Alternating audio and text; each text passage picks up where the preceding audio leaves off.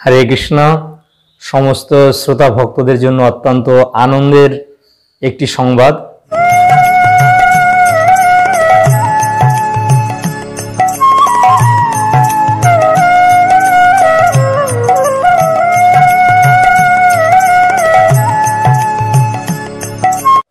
আগামী 21শে জানুয়ারি 6ই মাঘ পুত্রদা একাদশী। এই একাদশীটি মাঘ মাসের শুক্লপক্ষের প্রথম একাদশী। তো বছরের 3টি মাস তো অত্যন্ত গুরুত্বপূর্ণ, আপনারা জানেন, মাঘ মাস, বৈশাখ মাস এবং কার্তিক মাস।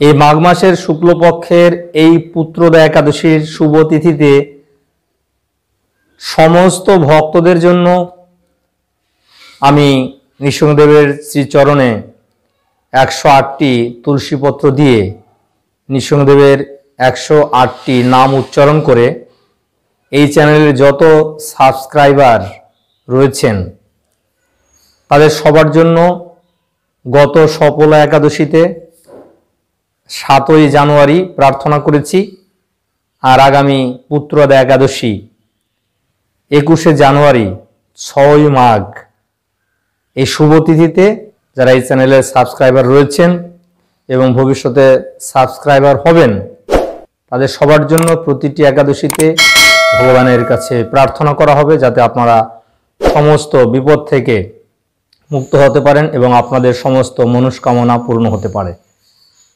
আর এই পুত্রদা একাদশীটি এতই গুরুত্বপূর্ণ একাদশী, যারা পুত্র সন্তান লাভ করতে ইচ্ছুক, সবাই পুত্র সন্তান লাভ করতে ইচ্ছুক, অনেকের পুত্র সন্তান জন্ম হয় না, তাদের মনে দুঃখ। তবে এই একাদশীটি অত্যন্ত নিষ্ঠা সহকারে আপনারা পালন করবেন, এখানে বর্ণনা করা রয়েছে, তাহলে অবশ্যই আপনারা সুপুত্র লাভ করতে পারবেন।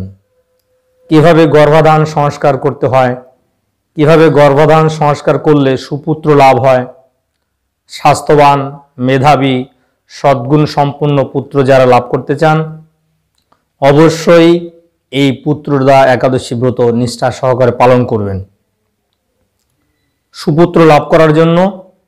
এবং যে সমস্ত পূর্বপুরুষেরা তারা মৃত্যুর পরে বিভিন্ন প্রকার নরকে যন্ত্রণা ভোগ করছেন, কোনো কারণে যদি নরকে তারা অধঃপতিত হন, তাহলে প্রত্যেকটি পুত্রকন্যার কর্তব্য হচ্ছে সেই পিতামাতাকে এই পুত নামক নরক থেকে উদ্ধার করার জন্য এই পুত্রদা একাদশী ব্রত অবশ্যই পালন করতে হবে। এখন তো আমরা জানি না আমাদের পিতামাতারা তারা স্বর্গে গিয়েছে কি বৈকুণ্ঠে গিয়েছে কি নরকে গিয়েছে, আমরা তো জানি না। তাহলে কোনো রিস্ক না নিয়ে এভরি সিঙ্গেল পার্সন সবারই কর্তব্য হচ্ছে এই পুত্রদা একাদশী ব্রত অত্যন্ত নিষ্ঠা সহকারে আপনারা পালন করবেন। আর এই দিনে তো আপনাদের জন্য আমি প্রার্থনা করবই, গত একাদশীতে যেমন করেছিলাম এই একাদশীর দিনেও নৃসিংহদেবের চরণে আমি প্রার্থনা করব, অষ্টোত্তর শতনাম পাঠ করব। তা আপনাদের নাম গোত্র লিখে পাঠিয়ে দেবেন, সেটা পরবর্তী ভিডিওতে আমি আবার বিস্তারিত বলে দেব।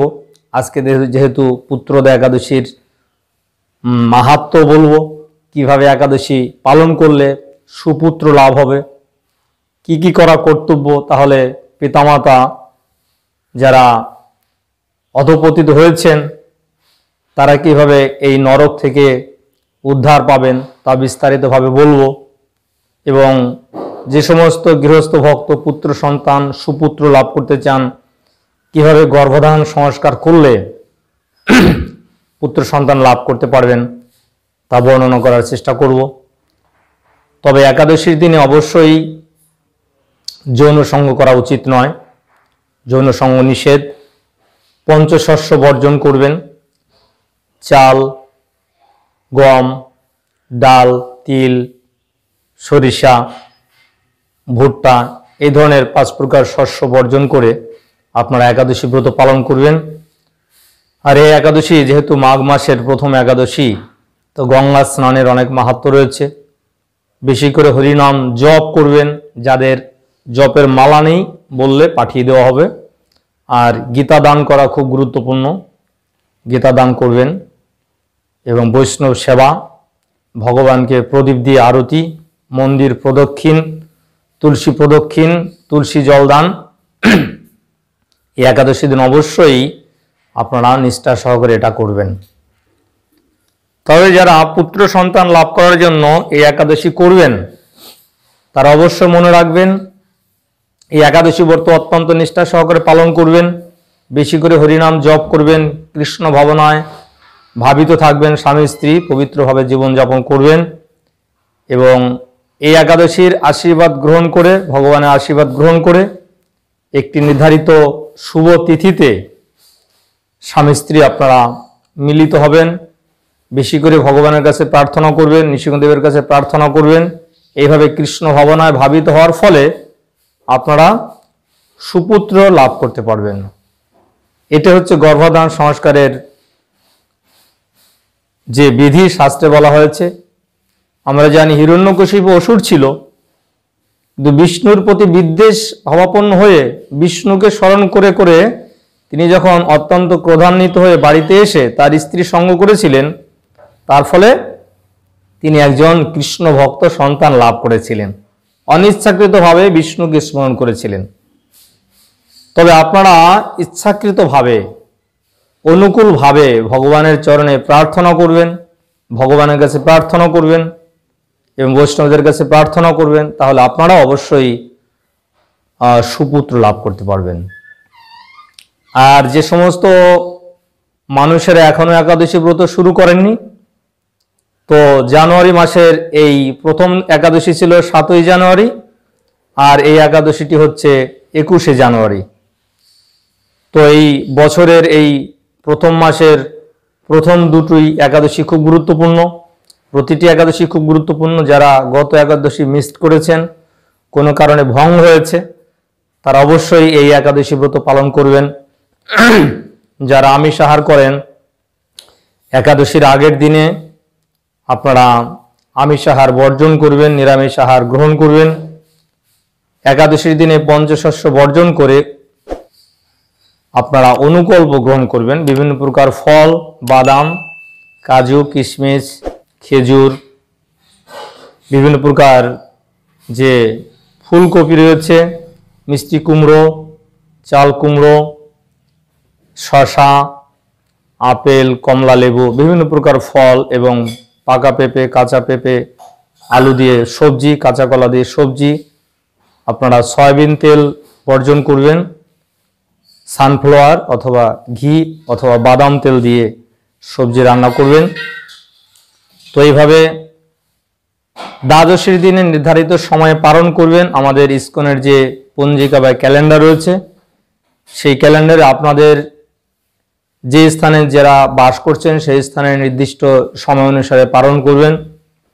আর দ্বাদশীর দিন অবশ্যই যারা আমিষ গ্রহণ করেন নিরামিষ আহার গ্রহণ করবেন, তাহলে এই একাদশী ব্রতের যে পূর্ণ ফল আপনারা সবাই লাভ করতে পারবেন।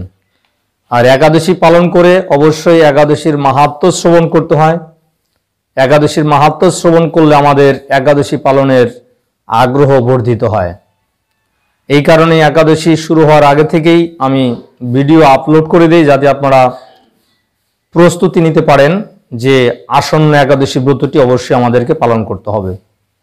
তো পুত্রদা একাদশীর মাহাত্ম্য, যুধিষ্ঠির মহারাজ ভগবান শ্রীকৃষ্ণকে জিজ্ঞাসা করলেন, হে কৃষ্ণ, পৌষ মাসের শুক্লপক্ষের একাদশীর নাম কি, বিধি বা কি, কোন দেবতা ওই দিনে পূজিত হন এবং আপনি কার প্রতি সন্তুষ্ট হয়ে সেই ব্রতফল প্রদান করেছিলেন, কৃপা করে আমাকে সবিস্তারে তা বলুন। তো এখানে লেখা রয়েছে পৌষ মাসের শুক্লপক্ষের, এটা তিথি অনুসারে এই একাদশীটি এবার পড়েছে মাঘ মাসের শুক্লপক্ষে। তো যুধিষ্ঠির মহারাজ যখন এইভাবে ভগবানকে জিজ্ঞাসা করলেন যে একাদশীর নাম কি, বিধি কি, কোন দেবতার পূজা করতে হবে এবং কার প্রতি সন্তুষ্ট হয়ে আপনি এই একাদশী ব্রত পালনের যে আশীর্বাদ প্রদান করেছিলেন তা আমাকে বিস্তারিতভাবে বলুন। তখন ভগবান শ্রীকৃষ্ণ বললেন, হে মহারাজ, এই একাদশী পুত্রদা নামে প্রসিদ্ধ। মানে এই একাদশী যারা পালন করেন তাদেরকে ভগবান পুত্র সন্তান দান করেন। পুত্রদা, সর্বপাপ বিনাশিনী ও কামদা। এই একাদশীর অধিষ্ঠাত্রী দেবতা হলেন সিদ্ধিদাতা নারায়ণ, যিনি সমস্ত জীবকে সিদ্ধি প্রদান করেন, সমৃদ্ধি প্রদান করেন, পুত্র দান করেন। সেই জন্য এই একাদশীর অধিষ্ঠাত্রী দেবতা হচ্ছেন ভগবান স্বয়ং নারায়ণ। ত্রিলোকে এর মতো শ্রেষ্ঠ ব্রত নেই, সবচাইতে শ্রেষ্ঠ ব্রত। এই ব্রতকারীকে নারায়ণ বিদ্বান ও যশস্বী করে তোলেন। এখন আমার কাছে ব্রতের মাহাত্ম্য শ্রবণ করো। ভদ্রাবতী পুরীতে সুকেতুমান নামে এক রাজা ছিলেন। তার রানীর নাম ছিল শোভা। রাজদম্পতি বেশ সুখেই দিন যাপন করছিলেন। বংশ রক্ষার জন্য বহুদিন ধরে ধর্মকর্মের অনুষ্ঠান করেও যখন পুত্র লাভ হলো না, তখন রাজা দুশ্চিন্তায় কাতর হয়ে পড়লেন।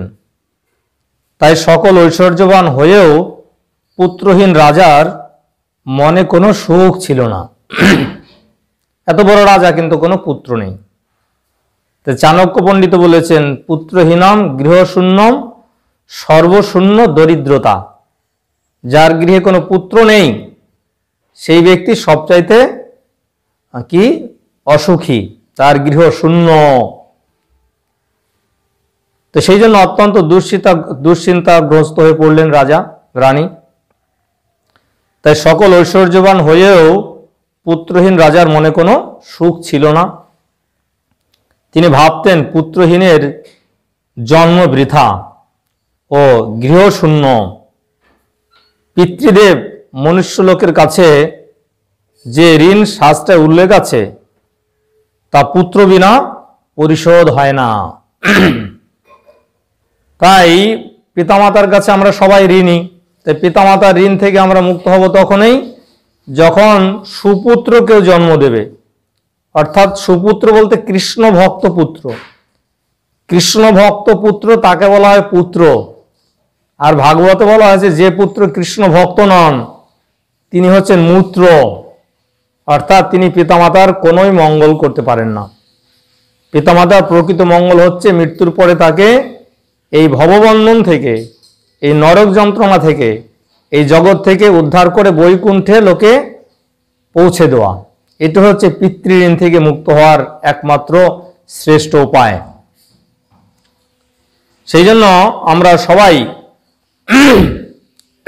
পিতামাতার কাছে ঋণী, দেবতাদের কাছে ঋণী, দেশের যারা রাজা তাদের কাছে ঋণী, শিক্ষকের কাছে ঋণী, গাভীদের কাছে ঋণী, বিভিন্ন জীবজন্তু দেবতা সকলের কাছে ঋণী। তো সমস্ত ঋণ থেকে আমরা যতক্ষণ না পর্যন্ত মুক্ত হতে পারবো ততক্ষণ আমাদের এই জগতে বারবার জন্ম মৃত্যু জরাব্যাধির চক্রে আমাদের আবর্তিত হতে হবে। তাই শ্রীমদ্ ভাগবতে বলা হয়েছে যে সর্বত্মনাজয় শরণং শরণ্যম গত মুকুন্দম পরিহিত কর্তম। যখন মুক্তিদাতা ভগবান মুকুন্দের কেউ শরণাগত হন তখন তিনি পিতৃঋণ, মাতৃঋণ, দেবঋণ, ঋষিঋণ, গাভীঋণ, সমস্ত জগতের সবার ঋণ থেকে তিনি মুক্ত হয়ে যান। দেবর্ষি ভূতাত্ম নিরাম পিতৃণাম নকিঙ্কর নয়ং ঋণী চ রাজন সর্বত্মনজম শরণং শরণ্যম গত মুকুন্দম পরিহিত কর্তম। এই কারণে এই পুত্র একাদশী ব্রত পালন করলে আমরা পিতৃঋণ, মাতৃঋণ, ঋষিঋণ, দেবঋণ সমস্ত ঋণ থেকে আমরা মুক্ত হব। কেননা ভগবান খুব সন্তুষ্ট হবেন। পুত্রবান জনের এই জগতে যশ লাভ ও উত্তম গতি লাভ হয় এবং তাদের আয়ু, আরোগ্য, সম্পত্তি প্রভৃতি বিদ্যমান থাকে। দেখুন, কেউ যখন সুপুত্র লাভ করেন তার আয়ু বৃদ্ধি হয়, আরোগ্য হয়, সম্পত্তি হয়, তিনি বিদ্বান হন। সেই জন্য সুপুত্র লাভ করা খুব গুরুত্বপূর্ণ। নানা দুশ্চিন্তাগ্রস্ত রাজা আত্মহত্যা করবেন বলে স্থির করলেন। এটা স্বাভাবিক, যাদের কোনো সন্তান নেই, পুত্র সন্তান নেই, তাদের জীবনে খুব কষ্ট। কিন্তু পরে বিচার করে দেখলেন আত্মহত্যা হচ্ছে মহাপাপ। আত্মহত্যা করলে কিন্তু আমাদের মুক্তি হবে না, মহাপাপ হবে। এর ফলে কেবল দেহের বিনাশ হবে, কিন্তু আমার পুত্রহীনতা তো দূর হবে না। রাজা ভালো করে চিন্তা করলেন। তারপর একদিন রাজা নিবিড় বনে গমন করলেন। বন ভ্রমণ করতে করতে দ্বিপ্রহর অতিক্রান্ত হলে রাজা ক্ষুধা তৃষ্ণায় অত্যন্ত কাতর হলেন। এদিক ওদিক জলাদি অনুসন্ধান করতে লাগলেন। তিনি চক্রবাক, রাজহংস এবং নানা রকম মাছে পরিপূর্ণ একটি মনোরম সরোবর দেখতে পেলেন। সরোবরের কাছে মুনিদের একটি আশ্রম ছিল। তিনি সেখানে উপস্থিত হলেন। সরোবর তীরে মুনিগণ বেদ পাঠ করছিলেন। মুনিবৃন্দের শ্রীচরণে তিনি দণ্ডবৎ প্রণাম করলেন। মুনিগণ রাজাকে বললেন, হে মহারাজ, আমরা আপনার প্রতি প্রসন্ন হয়েছি, আপনার কি প্রার্থনা বলুন। কত সুন্দর দেখুন, রাজা এত বড় একজন ক্ষমতাবান ব্যক্তি, তিনি মুনিদের ঋষিদের প্রণাম করেছেন। তো বর্তমানে আমরা দেখি সাধুদের কেউ শ্রদ্ধা করে না, সাধুরা কারো কাছ থেকে শ্রদ্ধা চায় না, কিন্তু সাধুদের শ্রদ্ধা করলে, সাধুদের কাছে আমরা বিনম্রভাবে প্রার্থনা করলে, বৈষ্ণবের আবেদনে কৃষ্ণ দয়াময়, তাহলে তারা ভগবানের নিজজন, তারা ভগবানেরকে প্রার্থনা করলে আমাদের যে কোনো মনোবাসনা তারা পূর্ণ করতে পারেন। বাঞ্ছা কল্পতরুভ্যস্য কৃপা সিন্ধু ব্যবচ পতিতানাং পাবনেভ্য বৈষ্ণবেভ্য নমো নমঃ। বৈষ্ণবের হচ্ছেন কল্পবৃক্ষের মতো, সবার মনোবাসনা তারা পূর্ণ করতে পারেন। তো যখন রাজা এইভাবে বিনম্রভাবে প্রণাম করলেন, তখন ঋষিরা বললেন, আপনার কি মনো অভিলাষ আপনি বলুন, আমরা আপনার মনোবাসনা পূর্ণ করে দেব। যখন রাজার মনে তো পুত্র সন্তান লাভের বাসনা, তখন মুনিগণ রাজাকে যখন এই কথা বললেন, রাজা তখন বললেন, আপনারা কে এবং কি জন্যই বা এখানে সমবেত হয়েছেন। রাজা তো জানে না তাদের পরিচয়। তখন মুনিরা বললেন, হে মহারাজ, আমরা বিশ্বদেব নামে প্রসিদ্ধ, এই সরোবরে স্নান করতে এসেছি। আজ থেকে 5 দিন পরেই মাঘ মাস আরম্ভ হবে। আজ পুত্রদা একাদশীর তিথি, পুত্রদান করে বলেই এই একাদশীর নাম পুত্রদা। তখন বিশ্বদেব নামক প্রসিদ্ধ সেই মুনিরা রাজাকে যখন এই কথা ব্যক্ত করলেন, তাদের কথা শুনে রাজা বললেন, হে মুনিবৃন্দ, আমি অপুত্রক, তাই পুত্র কামনায় অধীর হয়ে পড়েছি। এখন আপনাদের দেখে আমার হৃদয়ে আশার সঞ্চার হয়েছে। এ দুর্ভাগা পুত্রহীনের প্রতি অনুগ্রহ করে একটি পুত্র প্রদান করুন। এইবার রাজা তার মনের বাসনা মুনিদের কাছে ব্যক্ত করলেন। মুনিগণ তখন বললেন, হে মহারাজ, আজ সেই পুত্রদা একাদশী তিথি, তাই এখনই আপনি এই ব্রত পালন করুন। তাহলে রাজা কিন্তু ওই মুহূর্তে জানতে পারলেন যে আজকে পুত্রদা একাদশী, তাই তিনি জানার সঙ্গে সঙ্গেই এবং সেই ঋষিরাও রাজাকে বলে দিলেন, আজকে পুত্রদা একাদশী, এই একাদশী ব্রত আপনি এখনই পালন করুন। কিন্তু আপনারা তো অনেক ভাগ্যবান, অনেক আগে থেকে জেনে গেলেন যে পুত্রদা একাদশী 21শে জানুয়ারি, 6ই মাঘ। তাহলে এখন থেকে আপনারা অত্যন্ত নিষ্ঠা সহকারে এই একাদশী সমস্ত পরিবারের সদস্যদের নিয়ে অবশ্যই পালন করবেন। ভগবান শ্রী কেশবের অনুগ্রহে অবশ্যই আপনার পুত্র লাভ হবে। তো মুনিগণ বললেন রাজাকে, হে মহারাজ, আজ সেই পুত্রদা একাদশী তিথি, তাই এখনই আপনি এই ব্রত পালন করুন। আর ভগবান কেশবের অনুগ্রহে অবশ্যই আপনার পুত্র সন্তান লাভ হবে। এখানে মুনিরা বলে দিলেন হতে পারে বা হতে পারে, এরকম নয়, অবশ্যই অবশ্যই ভগবান শ্রী কেশব কৃষ্ণের কৃপায় আপনার অবশ্যই পুত্র সন্তান লাভ হবে। এখানে 100% গ্যারান্টি দিয়ে দৃঢ়তাভাবে তারা নিশ্চিত করে দিলেন যে এই পুত্র একাদশী ব্রত পালন নিষ্ঠা সহকারে করলে আপনার অবশ্যই সুপুত্র লাভ হবে। তাহলে আপনারাও যদি, যাদের পুত্রহীন, তারা নিষ্ঠা সহকারে এই ব্রত পালন করেন, তাহলে আপনারাও ভগবান শ্রী কেশবের কৃপায় অবশ্যই আপনার পুত্র সন্তান লাভ হবে। মুনিদের কথা শোনার পর যথাবিধানে রাজা কেবল ফল মূল আদি আহার করে সে ব্রত অনুষ্ঠান করলেন। তাহলে এই ব্রত পালন করে কি আহার করবেন? যদি নির্জলা করতে পারেন উত্তম, যদি সেটা না হয় জল পান করুন, জল পান করে একাদশী ব্রত পালন করুন, অথবা শুধু ফল আহার করে এই একাদশী ব্রত পালন করুন। তাই এখানে বললেন মুনিদের কথা শোনার পর যথাবিধানে রাজা কেবল ফল মূলাদি আহার করে সেই ব্রত অনুষ্ঠান করলেন। দ্বাদশী দিনে উপযুক্ত সময়ে শস্যাদি সহযোগে পালন করলেন। তাহলে দ্বাদশীতে কি পালন কিভাবে করবেন? মানে যে নির্ধারিত সময় রয়েছে সেই নির্ধারিত সময়ের মধ্যে শস্য আদি, যা একাদশীর দিনে বর্জন করা হয় পঞ্চশস্য, কিন্তু ওই দ্বাদশীর তিথিতে সামান্য কিছু শস্য দানা গ্রহণ করে একাদশী পালন করলে একাদশীর পূর্ণ ফল লাভ করা যায়। আমাদের ভক্তরা অনেক সময় জগন্নাথ দেবের যে নির্মাল্য শুকনো চাল প্রসাদ রেখে দেন, সামান্য একটু মুখে দিয়ে পালন করে তার একাদশীর যে ব্রত সম্পন্ন করেন। তো আপনারা একটু মুড়ি বা চিড়ে ভগবানকে নিবেদন করে রাখবেন, একটু মুখে দিলেন, কেন অনেক সময় খুব ভোরে একাদশীর পালনের সময় থাকে, অনেকের রান্না হয় না, তো আগে থেকে একটু মুড়ি চিড়ে ভগবানকে নিবেদন করে রাখলেন, একদানা মুখে দিলেন, বা জগন্নাথের চাল নির্মাল্য একটু রেখে দেবেন, পালন করে এভাবে পালন করবেন। তো রাজা এইভাবে পালন করলেন। মুনিদের প্রণাম নিবেদন করে নিজ গৃহে ফিরে এলেন। ব্রত প্রভাবে রাজার যথাসময়ে একটি তেজস্বী পুত্র লাভ হলো। এখন ভগবান শ্রীকৃষ্ণ যুধিষ্ঠির মহারাজকে বলছেন, হে মহারাজ, এই ব্রত সকলেরই পালন করা কর্তব্য।